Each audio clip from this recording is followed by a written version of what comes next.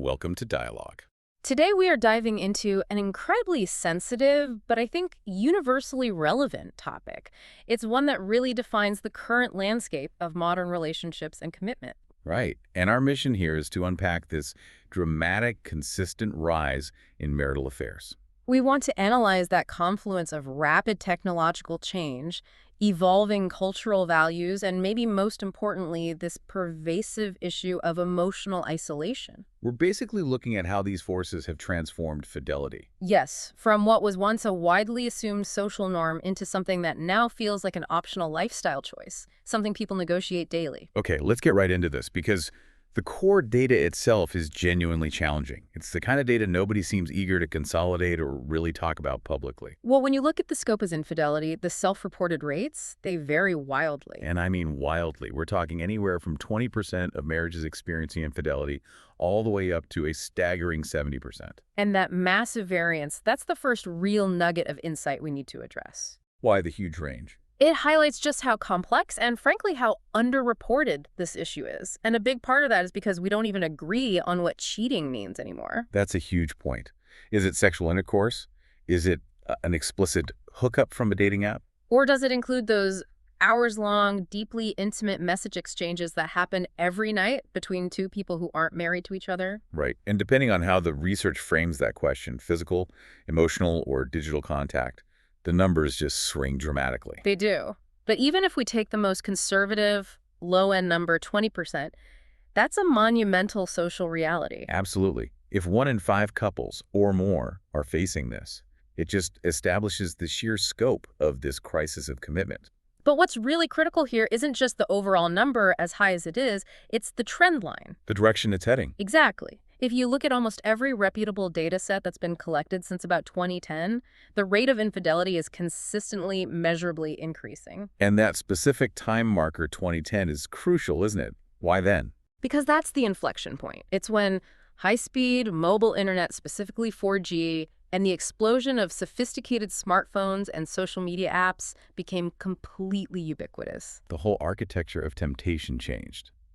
Almost overnight. It did. Before 2010, maintaining a secret relationship required physical effort. It required physical space and coordination. You had to actually meet someone at a designated spot, make discreet phone calls from a landline, maybe. There was friction. A lot of friction. Now, these technological and cultural catalysts are making cheating not just easier, but fundamentally simpler to execute and, crucially, simpler to conceal. At least at first. Exactly. The ease of access combines with this constant digital stream of temptation. You don't have to go looking for it anymore. No, it's pushed directly into your hand. It's curated by algorithms that know your deepest vulnerabilities and desires. Whether that's through targeted dating apps that can filter for specific marital statuses, or is that unexpected emotional intimacy that now forms so naturally in these collaborative, remote, high-stress work environments. The old barriers are just gone. And secrecy maintenance has never been simpler thanks to encrypted apps, hidden folders, even dual operating systems on phones. Right, and accounts specifically designed to look benign or professional. It's a whole new world of concealment. And this technological ease dramatically shifts what an affair even looks like, which feeds right back into our definition problem. So we need to distinguish between the types of betrayal. We do. Traditionally, you had the physical affair, primarily sex, without a deep emotional connection. Then you have the emotional affair, all the intimacy, the deep connection, the secret sharing, but without the sex. And the third one, the hybrid, which combines both. Which is often considered the most destructive because it completely demolishes both the emotional and the physical trust foundation of the marriage. And here is the really fascinating and frankly disturbing insight from all the research. For the first time in history, emotional affairs now outnumber the purely physical ones. That is a profound sociocultural shift. It immediately tells you something, doesn't it? It tells you that the primary driver of infidelity today isn't just a basic biological hunger for sexual variety. It's a profound starvation for connection, for validation, for emotional nourishment. That is the core insight of this modern landscape. People might be living side by side, sharing a home and kids and finances. But they are profoundly emotionally disconnected. They feel unseen, unheard, and just unappreciated. And that deep relational void is being filled elsewhere. not with physical escapades, but with conversations that provide intellectual stimulation and emotional mirroring. This is exactly why so many people who would swear they would never, ever cheat find themselves deep in an emotional affair. They often don't even view it as cheating. Because nothing physical happened. That's the line they tell themselves. Right, and that brings us directly to the insidious nature of what we can call soft cheating. This is the gateway behavior. It's what slides under the radar because it operates in that gray area of cultural acceptance, We're talking about behaviors that start with something as simple as excessive liking on social media. which then escalates to flirtatious inside joke comments, and then it inevitably moves into the DMs. And that's where these intense, personalized digital friendships develop, usually late at night. The real danger of soft cheating is that it's incremental. It's a slow, steady erosion of boundaries, and it's all justified by self-talk. Oh, absolutely. People rationalize it constantly. We're just old friends reconnecting, or it's harmless, we only talk about work. My favorite is, I just need someone I can vent to about my partner. And those digital interactions, sharing private memes, telling this friend about your partner's annoying habits, sharing frustrations that should only be discussed inside the marriage, those are profoundly intimate acts. They create a powerful secret bond, a little private island where only you two exist. I think the key difference, the structural component that makes this so prevalent, is the radical reduction in friction. Tell me more about that. What once required planning, coordinating, elaborate cover stories, genuine physical risk, possibility of being seen in public. Now only requires a smartphone and a moment of loneliness. Exactly. You can build an entire secret, intensely emotional life during your lunch break, or while you're waiting in the carpool line to pick up the kids. Or while your partner is literally asleep in the next room. The barrier to entry for developing deep emotional intimacy with someone outside your primary relationship has dropped to basically zero. It only requires minimal self-discipline to just hide the device. And this friction reduction is a major psychological trap. It leads us directly to the loneliness paradox that defines so much of modern life. It really does. We live in this era of hyperconnection. You can instantly talk to someone on the other side of the planet. You have access to billions of people. Yet globally, people report feeling more isolated and emotionally starved than at any other time in history. And that societal isolation, it filters directly down into our marriages. It's that feeling of having thousands of digital connections, but no real witness to your actual life. Right. When partners retreat into their own devices or their own spheres of activity, they just stop talking, they stop sharing, and their emotional needs go unmet. And that's the dangerous formula. Met needs plus opportunity. The constant availability of someone who will talk to you at 2 in the morning. That combination cracks open the door to infidelity. The hyper-connected world ironically breeds the perfect internal environment for marital distance and external temptation. And what's fueling that open door is a significant cultural decline of consequence. You really have to contrast this with the social contract of previous generations.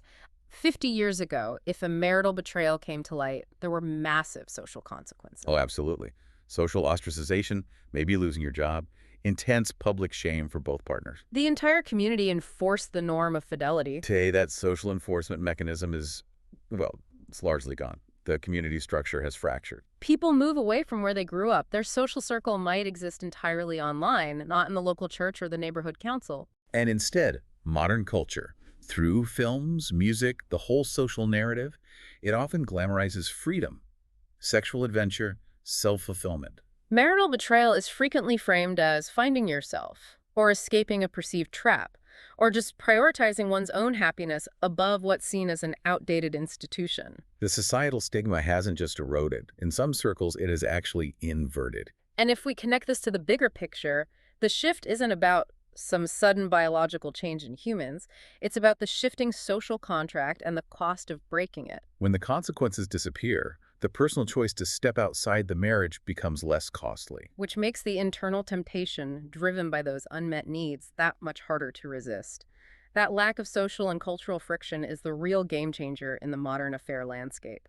The weight of personal responsibility is still there, but the weight of public opinion has been lifted. What makes this temptation so difficult to manage is that the architecture of modern life itself seems almost designed to facilitate the escape. Let's talk about the mechanics now, because technology isn't just making it easier, it's creating the entire architecture for modern betrayal. We could call it The hidden gateway and portal. What's fascinating here is tracing that subtle path of escalation through social media. It almost never starts with an inappropriate joke or some dramatic declaration of desire. No, it starts with the mundane. Totally mundane, perhaps a single calculated like on an old photo from high school, a little memory ping. That a comment, maybe something innocuous, praising a recent professional achievement. This is often followed by a brief public exchange that really it serves as a test run to see if the water's warm. And if the response is positive, the trajectory moves into the direct message, the DMs. And the classic opening line isn't about sex, it's about connection. How have you been? You look great. Hey, I saw that post about your work project. That must be so stressful. You deserve better. That subtle shared grievance or compliment quickly transitions into a secret bond. And because that initial contact is digital, it feels less threatening, less real.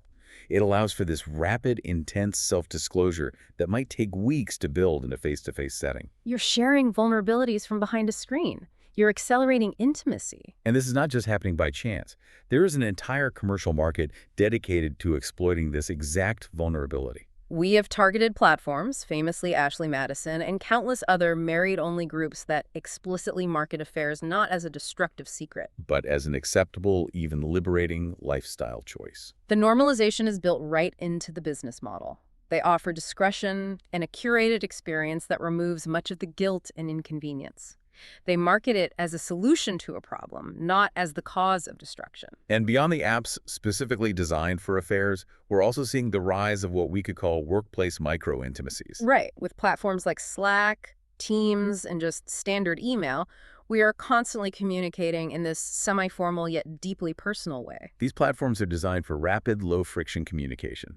And when colleagues are under shared stress, a major deadline, a tough client, shared frustrations with management, those shared emotional experiences create powerful bonds of reliance. These environments blur professional and personal lines so quickly. Incredibly quickly. If you're sharing a 10 p.m. direct message on Slack with a colleague about how impossible a boss is, and that colleague replies with genuine understanding and validation, They become an emotional confidant. Exactly. And it's so easy for an office confidant to become something much deeper when they are the only person who gets it. The only one who sees you perform and succeed under pressure, while your partner at home might only see the exhausted version of you after work. The shared stress acts as an emotional accelerant. But this reliance on digital communication creates a really dangerous misconception that we need to actively dispel: the illusion of privacy. Oh, this is a big one. People engage in this behavior thinking they won't get caught because they deleted the messages, cleared the browser history, or used a private chat. We have to stress the harsh reality. Every single digital interaction leaves a trail. And that trail is incredibly comprehensive. We are talking about metadata timestamps, IP addresses, location data that's logged by your cellular provider. We're talking about cloud backups that automatically save deleted conversations or photos, even when the app itself is gone from the phone. For instance, a common mistake is deleting the dating app, thinking it's gone. But they fail to realize that the phone's operating system or their cloud service keeps a record of downloaded apps and their activity history. And GPS data, even from mundane things like a travel app or location tags on photos, can reconstruct a secret timeline of where someone was and when. The digital confidence in perpetual secrecy is fundamentally misplaced. It's a fantasy. Which raises an important question. Knowing that risk, why do people choose to risk their entire lives, their home, their finances, their identity, for a few messages or secret meetings? I think the psychology of modern cheating often goes way beyond the simplistic desire for sex. Right. We have to emphasize that an affair is often less about achieving sexual fulfillment and much more about just feeling alive again. It's about returning to a version of yourself that you feel has been buried under the relentless weight of responsibilities. When you're constantly paying bills, managing school pickups, and dealing with the mundane maintenance of life, you can feel invisible. An affair offers a temporary escape hatch. It's a way back to a time when you felt confident, desired, and maybe even a little dangerous. The validation is intoxicating. And that feeling is entirely driven by the dopamine economy. Exactly. Dopamine is the neurotransmitter of anticipation, reward, and motivation. It's what drives us to seek things. And affairs provide powerful, immediate, and unpredictable spikes of it. Long-term commitment and marriage, on the other hand, are designed for stability, predictability, and safety. These are largely serotonin and oxytocin functions. They're calm, foundational, and deep. Affairs are the opposite. They are high-octane novelty, which massively spikes dopamine. Constant newness, new interactions, new places, that's pure dopamine. Constant effusive praise and attention from a new source spikes dopamine. The validation of being desired, of having to sneak around and feeling excited about a secret set, all of it spikes dopamine. It's a powerful, addictive cocktail. It is. Marriage, with its inherent compromises and responsibilities, naturally transitions from that dopamine-driven pursuit phase to the oxytocin-driven attachment phase.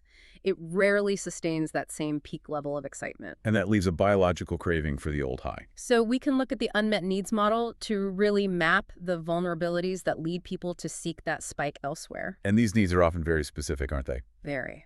Chronic emotional neglect, deep sexual dissatisfaction that hasn't been addressed, a profound lack of appreciation or admiration, or a feeling of intellectual or spiritual disconnect from their partner. These unmet needs create vulnerability. They essentially clear the field and make the person susceptible to the first person who offers the validation they crave. Absolutely. If someone feels completely unseen at home, and a colleague sends a message saying, "Wow, you handled that meeting brilliantly, you are so smart," that positive feedback can feel like water in a desert.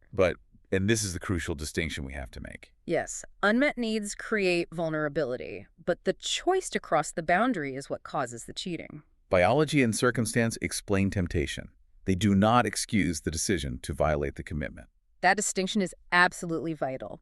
Otherwise, we allow people to outsource their agency to their circumstances, and that choice is often driven by the powerful psychological phenomenon we call the illusion of the grass is greener. An affair is, by its very design, a fantasy world. Think about what the affair offers. It offers novelty, constant admiration, fantasy, and crucially, zero responsibilities. The affair partner doesn't know about your mortgage. They aren't going to criticize how you load the dishwasher. There are no crying kids disrupting the romantic moment, and you don't have to deal with their family drama. The relationship exists solely in this exciting, idealized space of possibility. It's pure escape from the reality of merging two lives. Real relationships demand compromise, effort, and dealing with the mundane reality of human imperfection. Affairs require only imagination and effort in the moment of escape. Which leads to the most common post-affair realization. People are often in love less with the affair partner themselves and more with the version of themselves that the affair partner awakens. The confident, exciting, admired, and unburdened self that they feel their primary relationship has ceased to see or appreciate. Right. The affair partner is essentially a mirror reflecting their idealized self back to them. They're not falling for a fully dimensional person, they're falling for the fantasy projection. And that is why these relationships almost universally fail when they're subjected to the gravity of real life. Okay, moving on, let's look at how gender and shifting dynamics play into this, and then we have to confront the far-reaching consequences of this rise in betrayal. Historically, there were pretty clear traditional lines regarding infidelity motivations. There were. Men often sought primarily sexual variety or ego validation. Women typically sought emotional connection and intimacy that was missing at home. But what's most compelling about the modern data is how those lines are rapidly blending. They really are. While those fundamental drivers are still present, men still value the physical and women still value the emotional connection. The opportunities and societal acceptance have shifted dramatically, especially for women. And the rates of female infidelity have been rising faster than male rates over the last decade. It's closing that historical gap. We can even pinpoint the reasons for this increase in female cheating. Economic independence is a massive factor. Women are less reliant on the marriage for survival, meaning they feel less constrained by financial necessity. Second, greater access to social attention through digital platforms, the ability to be validated externally. Third, greater confidence and empowerment in seeking emotional or sexual needs, and that's coupled with the decreased societal stigma we talked about. Emotional deprivation is still the leading driver, but the ability and the freedom to act on that deprivation are higher than ever. And on the male side, while opportunity, ego validation, and biology certainly still play their roles, we see a significant driver centered on communication failure and an emotional starvation that really mirrors the female experience. Many men just don't possess the emotional literacy or the confidence to communicate their deeper needs within the marriage. Needs like feeling appreciated, the need for admiration, or just the simple need for emotional intimacy. They can't communicate it effectively. So when they feel chronically unwanted Or if the intimacy has faded into just a functional partnership, they seek desire elsewhere. And they often confuse that external sexual validation with actual deep connection and emotional fulfillment. They use sex as a means to feel wanted, just as many women use emotional intimacy as a means to feel seen. The needs are similar. The routes to seeking them sometimes differ, though they are converging rapidly. This brings us back to the power dynamics at play in any relationship. The person who feels less dependent on the marriage financially, socially, or emotionally often feels more liberty to engage in infidelity. If you feel you can walk away and be financially or emotionally fine, the cost of betrayal is lower for you. Independence grants options, and when that's coupled with unmet needs, that option often feels permissible or even justifiable, maybe under the guise of self-care or personal fulfillment. Now, we have to confront the psychological fallout because this is where the romance of the affair fantasy just dissolves entirely. We need to stress that infidelity is not just cheating or a momentary mistake that results in a messy divorce. It is an event that causes deep, permanent psychological wounds. Wounds that often mirror the symptoms of post-traumatic stress disorder in the betrayed spouse. It is a psychological earthquake that destroys the fundamental safety of their world. The trauma is comprehensive because betrayal is a violation of the most basic human need, the need for safety and predictability within attachment. We see specific, documented damage inflicted. First, the destruction of trust. And it's not just trust in the partner. No, it's trust in one's own perception of reality. The betrayed partner constantly questions everything. Was the whole marriage a lie? Did I not see the signs? Am I crazy? It's what's known as gaslighting trauma. Second is the profound loss of self-worth. The betrayed partner often internalizes the act, wondering, why wasn't I enough? What is wrong with me?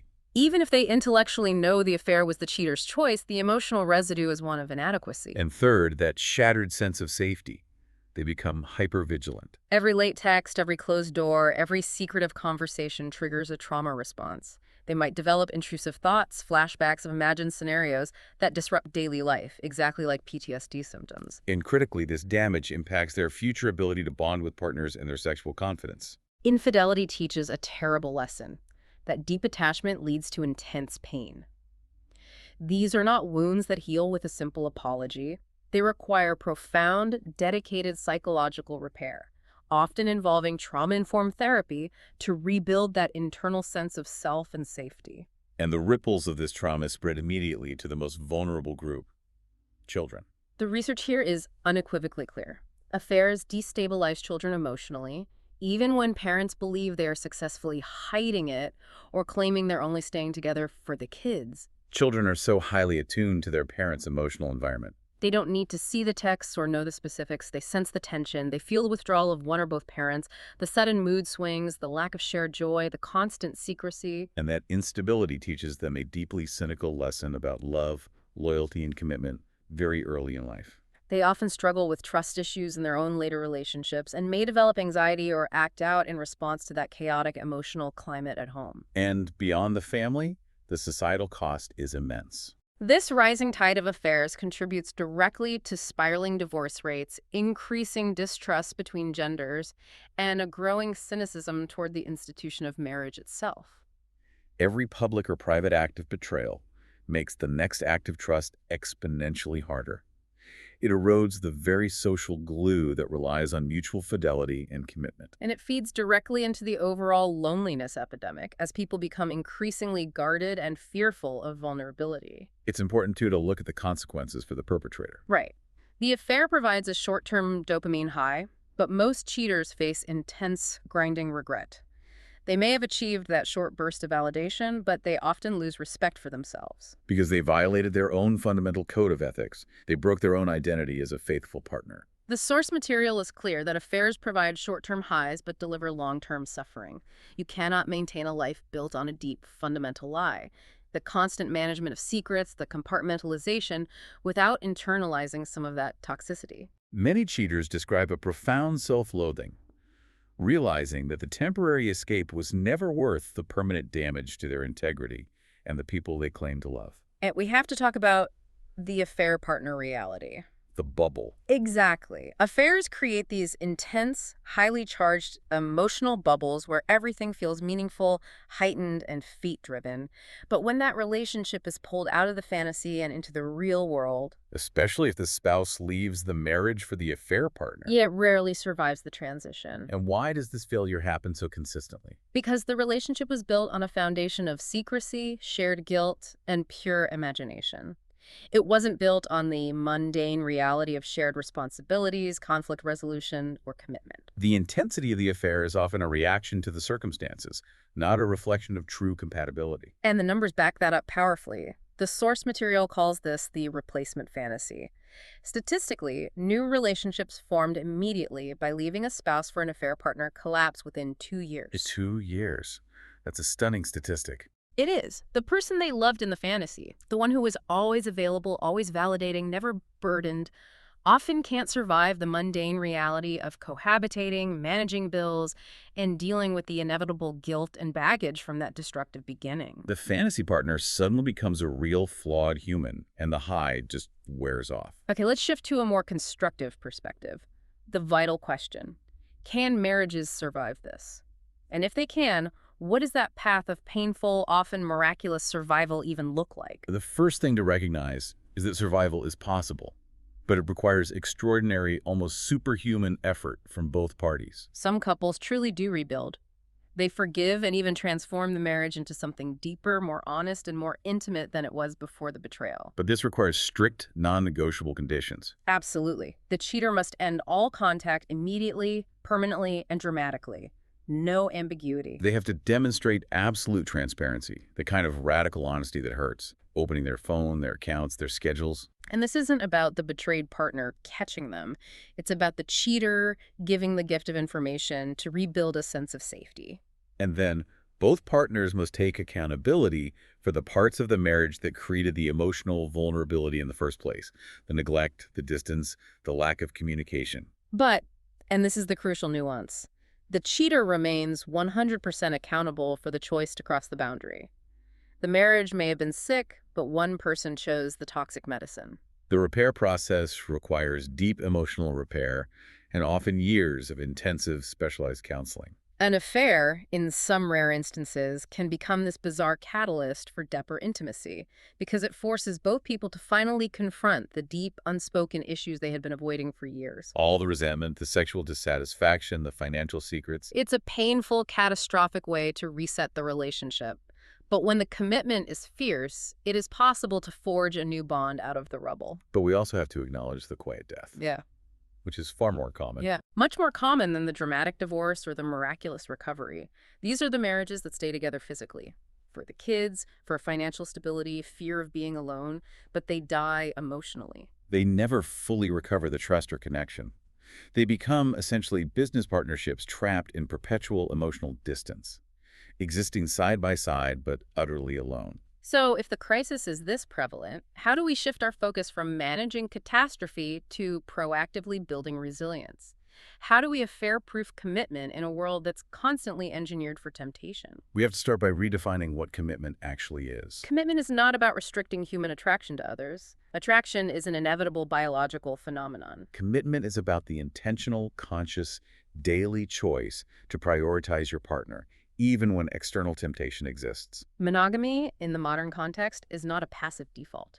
It requires consistent effort, deep awareness of your own vulnerabilities, and the self-discipline to maintain boundaries. It is an active decision every day. And that effort is primarily focused on building emotional intimacy.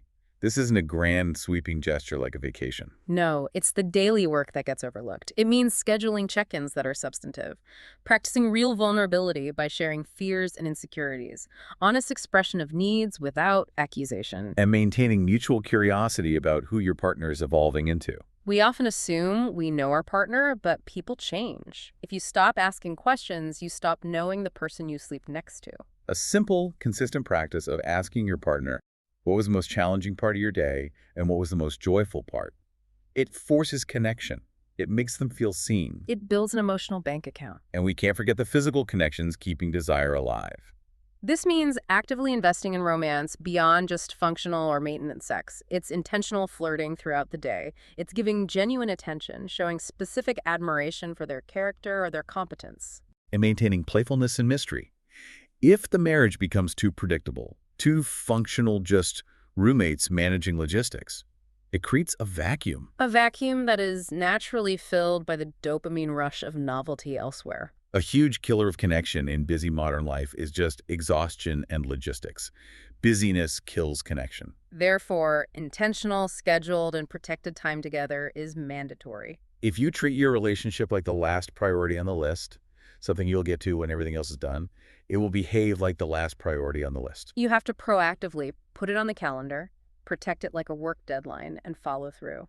To protect that time and intimacy, we also must focus on creating digital boundaries and identifying danger. The digital boundaries rule is so simple, yet incredibly difficult to maintain because it requires high personal integrity. Which is? If you wouldn't feel comfortable showing your spouse the message, whether it's on a social platform, email, or a text, then do not send it. That rule acts as a powerful internal integrity check. It does. If you have to delete it, hide it, or use a separate app to conduct the interaction, you have already crossed the ethical line, even if you haven't crossed the physical one. A healthy, affair-proof relationship means there are no digital secrets that involve significant emotional energy being invested outside the marriage. And beyond the digital world, we need to recognize the early warning signs of marital decline that precede infidelity, because affairs don't happen in healthy marriages. They're usually the symptom of a deeply struggling one. So you look for common precursors.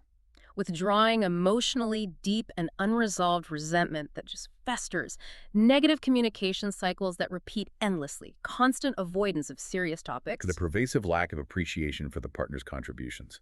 That signals emotional starvation is setting in. These are the red flags. They are signals that the intimacy is dying. If you are starting to share your deepest life concerns with a colleague or a friend more often than with your spouse, that is a massive red flag.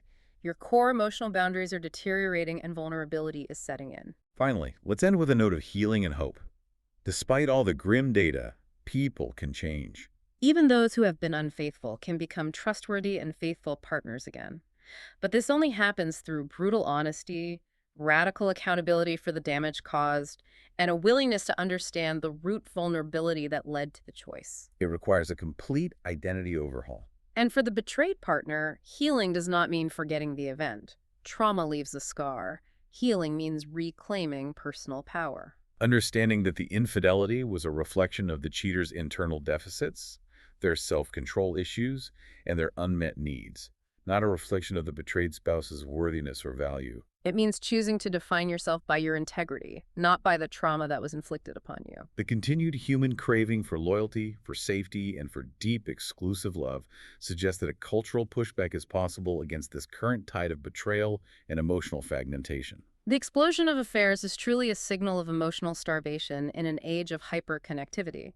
But that core human need remains constant: emotional safety and trust. And no matter what the future models of commitment look like, whether it's a strong return to traditional exclusive marriage or models of negotiated openness, That foundation of emotional safety, transparency, and mutual respect remains the non-negotiable core. The most revolutionary act in the 21st century may be the choice to stay and truly work on the person you chose. the explosion of affairs doesn't reflect who we truly are. It reflects what we've lost in terms of trust, discipline, and deep, intentional connection. The power to shape the future of intimacy begins with individual effort, radical self-awareness, and the daily, difficult choice to prioritize the commitment you made. If you enjoyed this conversation, please like, subscribe, and share this video. Also, let us know in the comments what really stood out to you in this conversation, and if there's any related topic or new topic that you would like covered in a future video.